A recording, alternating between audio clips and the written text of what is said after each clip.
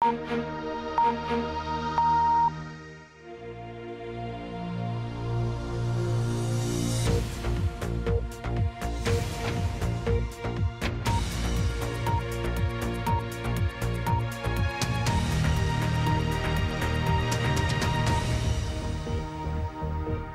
اردو کے پروگرام سیربین میں خوش آمدید۔ ہمارے لندن اسٹوڈیو سے میں ہوں خالد کرامت۔ آج خواتین کے عالمی دن کے موقع پر دنیا بھر میں ریلیاں نکالی گئیں۔ خواتین کے خلاف زیادتیوں کی مذمت اور مزید حقوق پر زور دیا گیا۔ پاکستان کے کئی شہروں میں بھی خواتین دنیا سے ہم قدم ہوئیں۔ خیبر پختونخوا کے سب سے پرامن سمجھے جانے والے ضلع چترال میں حالیہ برسوں میں عورتوں کی خودکشیوں کے واقعات میں اضافے کی کیا وجہ ہے؟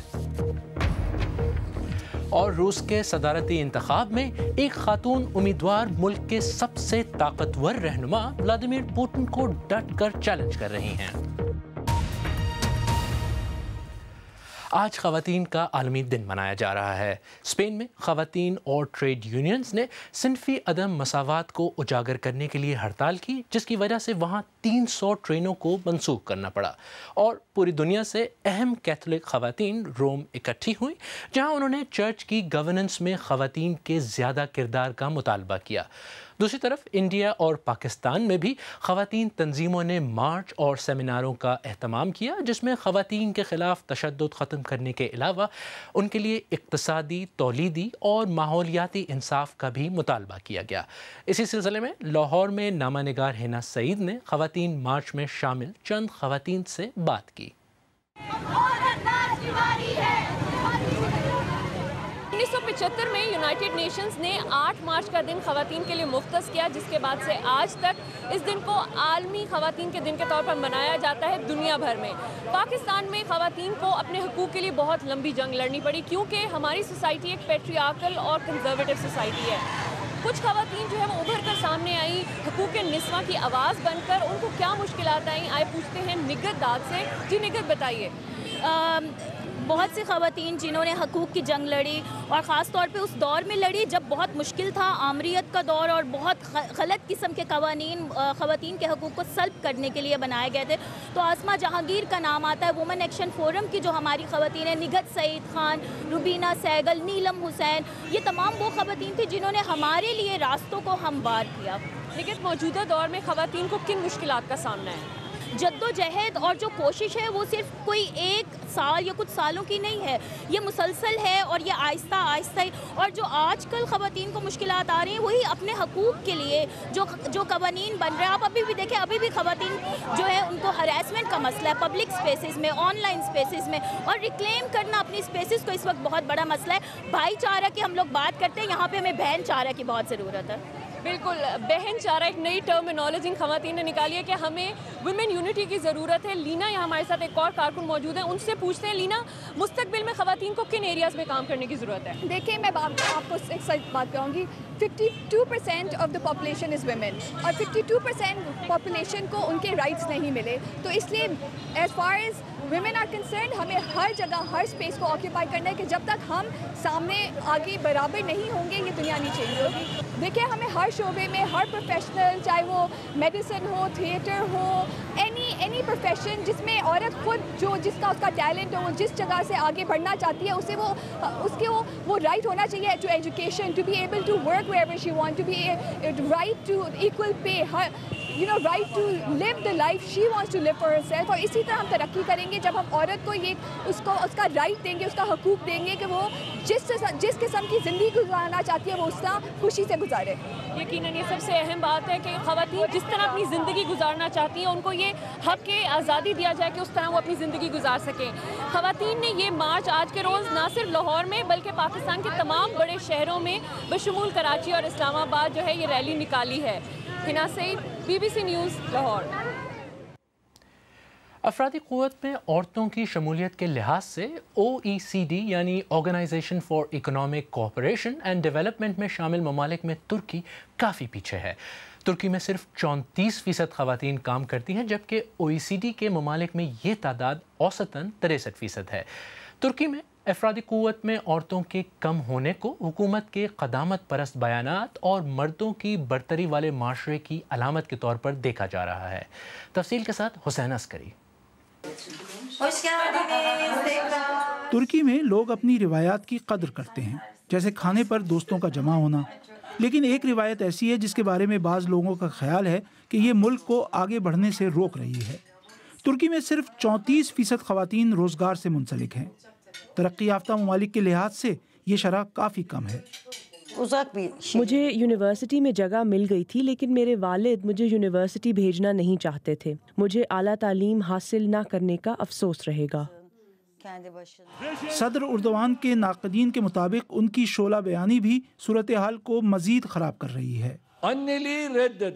یہاں پر انہوں نے کہا کہ جو عورتیں ماں نہیں وہ نامکمل ہیں۔ انہوں نے برتھ کنٹرول کو بغاوت قرار دیا تھا اور کہا تھا کہ ہر خاندان میں کم از کم 3 بچے ہونے چاہیے۔ ان کے حامیوں کا کہنا ہے کہ انہوں نے سرکاری اداروں میں اسکارف پہننے پر پابندی ختم کر کے خواتین کو کام کرنے کی آزادی دلائی۔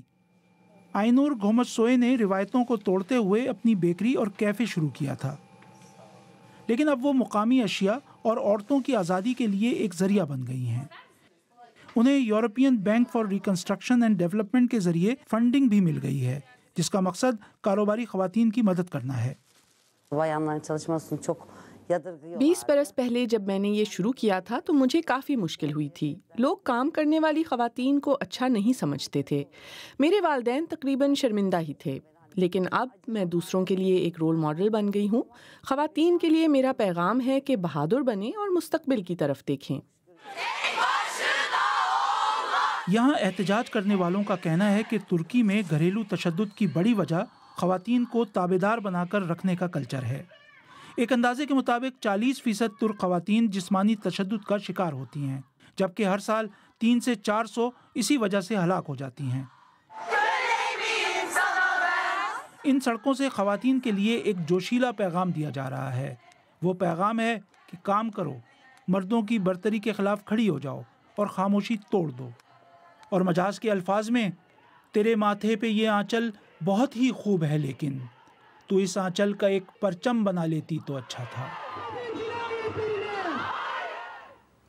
خواتین کے عالمی دن کے موقع پر آج اسپین کے مختلف شہروں میں ریلیاں نکالی جا رہی ہیں اور خواتین پہلی مرتبہ قومی سطح پر ہڑتال کر رہی ہیں۔ اسپین میں مردوں کے مقابلے میں خواتین کو اسی کام کی اجرت 14% کم دی جاتی ہے۔ اسپین میں آج سڑکوں پر نکلنے والی چند خواتین نے اپنے خیالات کا اظہار کیا۔ خواتین کے بغیر دنیا رک جاتی ہے۔ خواتین ہی تو ہیں جو سب کچھ کرتی ہیں۔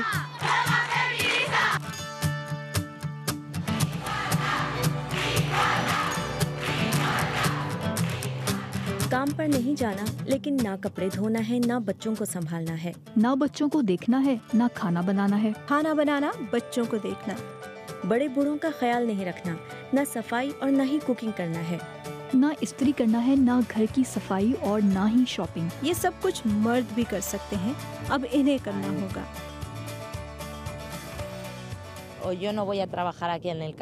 آج میں کھیتوں میں کام نہیں کروں گی کیونکہ مجھے آج اجرت نہیں دی جا رہی۔ آج ہم خواتین سڑکوں پر مارچ کریں گی اپنے حقوق اور مساوی تنخواہ کے لیے۔ میری نسل کی خواتین کو نئی نسل نے جگا دیا۔ انہوں نے ہمیں بتایا کہ ابھی بھی خواتین کو بہت سی لڑائیاں لڑنی ہیں۔ مجھے غصہ ہے کہ ہمیں احتجاج اور ہڑتال کرنی پڑ رہی ہے۔ میں سمجھتی ہوں کہ اس 21ویں صدی میں ہمیں ان چیزوں کو بہت پیچھے چھوڑانا چاہیے تھا۔ افسوس ہے ایسا ہوا نہیں۔ پہلے میں خود کو حقوق نسواں کی کارکن نہیں سمجھتی تھی کیونکہ مجھے مردوں کے تقریباً برابر سمجھا جاتا تھا، لیکن اب میرا خیال ہے کہ تمام خواتین میرے جیسی نہیں ہیں، اس لیے ضروری ہے کہ ہم فیمنسٹ بنیں۔ ہم پوری دنیا میں مضبوط ہو رہی ہیں اور ہم ایک دوسرے کی مدد بھی کر رہی ہیں۔ یہ جنگ 8 مارچ کو ختم نہیں ہو جائے گی، بلکہ یہ تب ہی ختم ہوگی جب ہم جنسی مساوات حاصل کر لیں گے، جب دنیا میں تشدد اور خواتین کو ہراساں کرنا ختم ہو جائے گا۔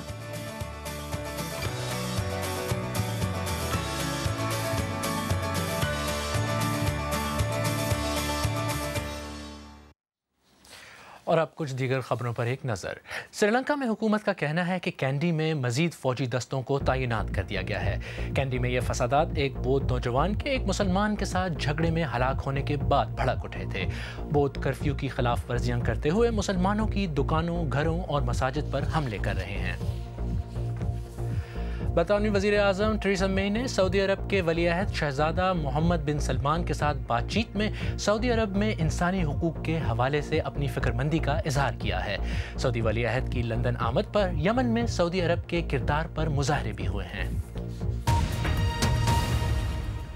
آپ بی بی سی اردو کا پروگرام سیربین دیکھ رہے ہیں۔ پروگرام میں آگے چل کر دیکھیے گا چترال میں خواتین میں خودکشیوں کا رجحان کیوں بڑھ رہا ہے،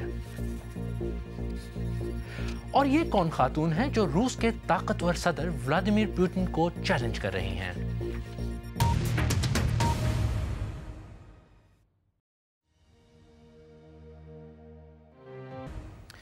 بی بی سی اردو کے پروگرام سیربین میں ایک بار پھر خوش آمدید۔ میں ہوں خالد کرامت۔ پاکستان کے صوبہ خیبر پختونخوا کے سب سے پرامن سمجھے جانے والے ضلع چترال میں حالیہ برسوں میں عورتوں کی خودکشیوں کے واقعات میں اضافہ ہوا ہے۔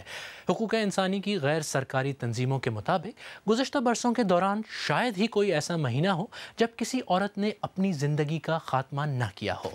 حیران کن طور پر جان دینے والی عورتوں میں شادی شدہ خواتین کی تعداد زیادہ ہے۔ ہمارے نامہ نگار رفعت اللہ اورکزئی نے چترال جا کر ان واقعات کی وجوہات جاننے کی کوشش کی۔ بلبل محمد خان کی نوجوان بیٹی راہیلہ نے چند ماہ قبل منگنی ٹوٹ جانے کی وجہ سے خود کو پندہ ڈال کر اپنی زندگی کا خاتمہ کر دیا۔ راہیلہ کے والد یہ جاننے کی کوششوں میں ہیں کہ آخر اتنی معمولی سی بات پر ان کی بیٹی کیوں کر اتنے بڑے قدم پر مجبور ہوئی۔ وقت گزرنے کے باوجود اس خاندان کے لیے راہیلہ کی دردناک موت بلانا ممکن نہیں۔ ابھی کیوں رو تو کھانا آتا ہے، کوئی وہ اس کا کوئی پسندیدہ کھانا ہوتا ہے تو یاد آتا ہے۔ اگر کوئی گوشت لاوے، گوشت میں بھی اس کا کوئی پسندیدہ ہوتا تھا، اس کو دیکھ کے پھر اس کا ماں رونے لگ جاتا ہے۔ تو یہی مسئلہ ہے۔ چترال میں انسانی حقوق کے لیے سرگرم غیر سرکاری تنظیم ہیومن رائٹس پروگرام کی حالیہ رپورٹ کے مطابق گزشتہ 6 سالوں کے دوران ضلع بھر میں تقریباً 150 سے زائد خواتین نے خود اپنی زندگیوں کا خاتمہ کیا ہے۔ رپورٹ کے مطابق سال 2011 میں 18 خواتین نے خودکشی کی، تاہم 2012 میں یہ تعداد کم رہی، لیکن 2013 میں یہ تعداد پھر بڑھ کر 19 تک جا پہنچی۔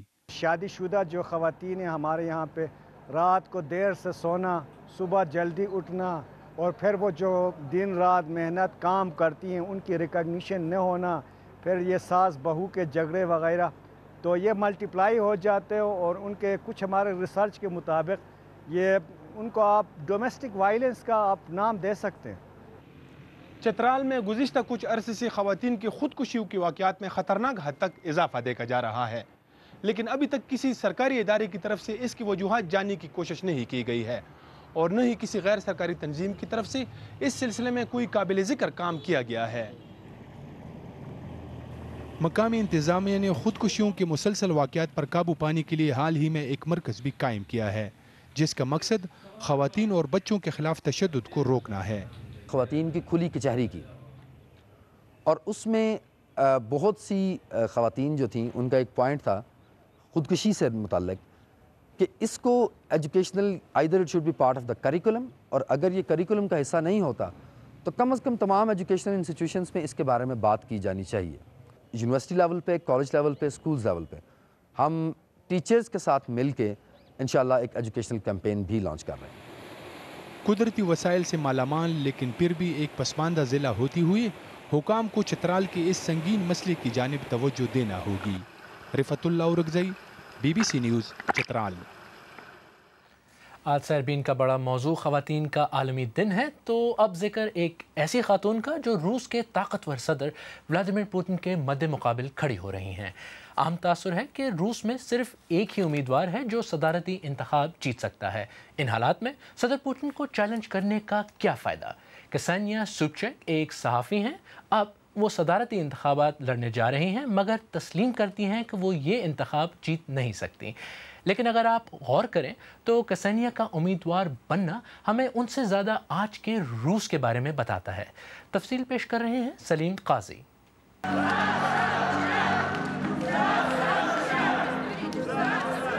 کسینیا سوبچک ماسکو کے ایک نائٹ کلب میں دارالحکومت کی ثقافتی اشرافیہ کو اپنا انتخابی ایجنڈا پیش کر رہی ہیں۔ روسی جمہوریت نہ صرف عجیب ہے بلکہ یہ آپ کے لیے ایک خطرناک درندہ بھی ثابت ہو سکتی ہے۔ جیسے کسی کسینو میں جوا جیتنے والے سارے کسینو کے ساتھ ہوتے ہیں، اسی طرح روسی انتخابات میں جیتنے والے سارے پوتن کے حامی ہوتے ہیں۔ مطلب یہ ہے کہ میں بھی الیکشن جیتنے کے لیے نہیں لڑ رہی ہوں، میں صرف اپنی آواز سنانے کے لیے الیکشن میں کھڑی ہوں۔ اب کسینیا سوبچک ماسکو سے 350 میل دور کورسک کے شہر میں انتخابی مہم پر پہنچی ہیں۔ انہیں ثابت کرنا ہے کہ وہ عام لوگوں سے بھی بات کر سکتی ہیں۔ روس میں سب سے بڑا مسئلہ آزادی اظہار نہیں بلکہ بدقسمتی سے بڑا مسئلہ غربت ہے۔ مضافاتی علاقوں میں لوگوں کو شکایت ہے کہ ان کے ہاں بچوں کے لیے نرسریاں بھی نہیں ہیں۔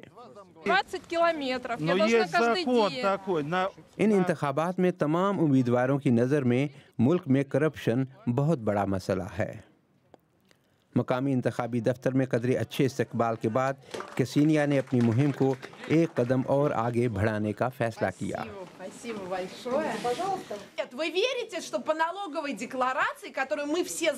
امیدواروں کے ٹیکس گوشواروں کو دیکھیں تو میں پوتن سے تقریباً 5 گنا زیادہ امیر دکھائی دیتی ہوں۔ آپ اس پر یقین کریں گے؟ یہ مذاق ہی ہوا نا؟ ایسا ہو ہی نہیں سکتا ہے نا بیتو بات۔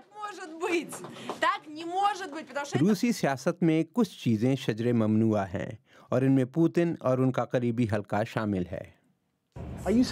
آپ کا مطلب ہے کہ پوتن کرپٹ ہیں؟ میں کہہ رہی ہوں کہ پوتن نے جو نظام بنایا ہے وہ کرپٹ لوگوں کو حکومت سے پیسے لینے میں مدد کرتا ہے۔ لوگ ولادیمیر پوتن پر براہ راست تنقید کو خطرناک سمجھتے ہیں اور اکثر لوگ اس بارے میں بات ہی نہیں کرنا چاہتے۔ یہ خاتون کسینیا کی انتخابی مہم کی انچارج ہیں اور یہ روسی سیاست کے تاریک پہلوؤں سے خوب واقف ہیں، اور انہیں ہونا بھی چاہیے کیونکہ یہ خود پوتن کے لیے کام کرتی رہی ہیں۔ صاف ظاہر ہے کہ یہ محض ایک دکھاوا ہے۔ آپ کہہ سکتے ہیں کہ یہ کیا ڈرامہ ہے، میں حصہ نہیں لوں گا کیونکہ یہاں سب کچھ غلط ہے اور کوئی قانون نہیں ہے، لیکن کسی شو میں حصہ لے کر ہی آپ کوئی کردار ادا کر سکتے ہیں۔ سچ یہی ہے کہ روسی جمہوریت ایک جگہ رک چکی ہے، منجمد ہو چکی ہے، اور 2 حقائق نے اسے مفلوج کر دیا ہے۔ ایک یہ کہ اگلا انتخاب پوتن ہی جیتیں گے، اور دوسری یہ کہ پوتن ہمیشہ صدر نہیں رہیں گے۔ اگر آپ چاہیں تو مجھ سے ٹویٹر پر بھی رابطہ کر سکتے ہیں۔ میرا ٹویٹر ہینڈل ہے @K کرامت۔ اس کے ساتھ ہی سیربین اختتام کو پہنچا۔ خالد کرامت کو اجازت دیجیے۔